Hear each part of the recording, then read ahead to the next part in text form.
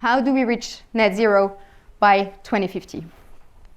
Well, I have a good news, which is the fact that the first answer to climate change is sobriety. And it's like each of us who can have an impact, you and me, by changing our daily behavior and reducing the frequency of our flights, eating less meat, and doing different things like this. And so this 5% is the projection of emission reduction we can target by 2050 by just sobriety. And so just to give you a few order of magnitude, today the average carbon footprint of an American is between 15 and 20 tons of CO2 per year. And so we emit equally 1 ton of CO2 when we do one round-trip flight between New York City and San Francisco, when we eat twice a week a steak, beef steak, all of that for a year, or when we commute 15 miles per day to work for 1 year. And so by changing any of these behavior, by cutting down any of these, we can actually already diminish by 6% our personal carbon footprint, and of course even more if we do all these different things.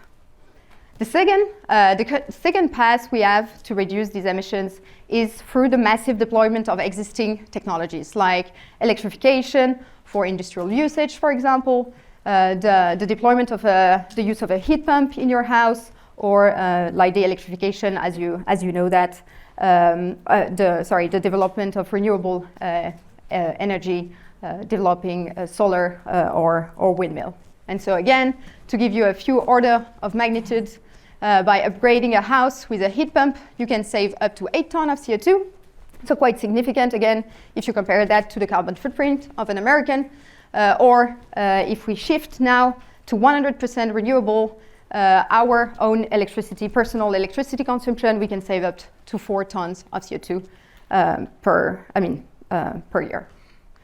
And the last thing, and here is actually a picture of one of our labs. We have 2 labs, one in France, in Paris, and one in Menlo Park.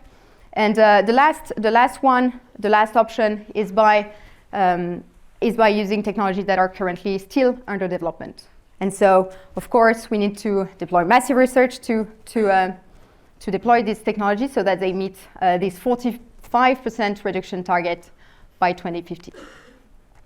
And so, as I said, these new technologies are gonna be needed to cut down the emission of what are called hard-to-abate sectors, which are the industries that are really difficult to decarbonize, that you cannot electrify easily, etc. And so these hard-to-abate sectors include the following: cement, steel and aluminum, aviation, chemicals, heavy road, and shipping. And so, for example, the reason why steel is hard to decarbonize is because in steel making, the first step of the process is actually the conversion of iron ore into iron. And so to do that, you basically need to pull out an oxygen from your iron ore. And the way it's done right now, it's in big blast furnaces where you have a reducing gas, such as carbon monoxide that is produced from coal in situ, that is going to pull out this oxygen from your iron ore to just leave behind the metal iron. And so you're converting your iron ore into iron, but in turn, you're emitting 1 molecule of CO2. And so it's very difficult to decarbonize because now you have to really change the full process if you want to stop emitting this CO2 molecule, which means reinvesting a lot of CapEx and really changing your infrastructure.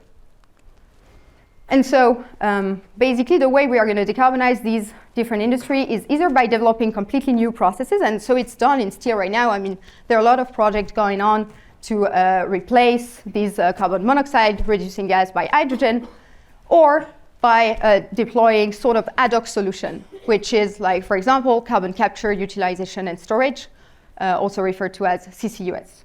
And so in carbon capture, utilization, and storage, what happens is that you have a first step of capture. So you're going to capture either like your emission on the point source. So as I was talking about, like for steel, you would capture the CO2 emissions, and it's very concentrated emissions, so it's kind of like energy efficient.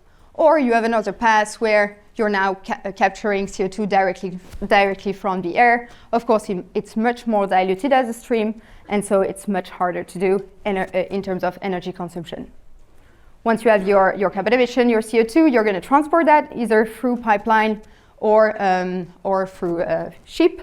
And you have two options. Either you're going to store it underground in geological formation, onshore or offshore, or you can utilize it.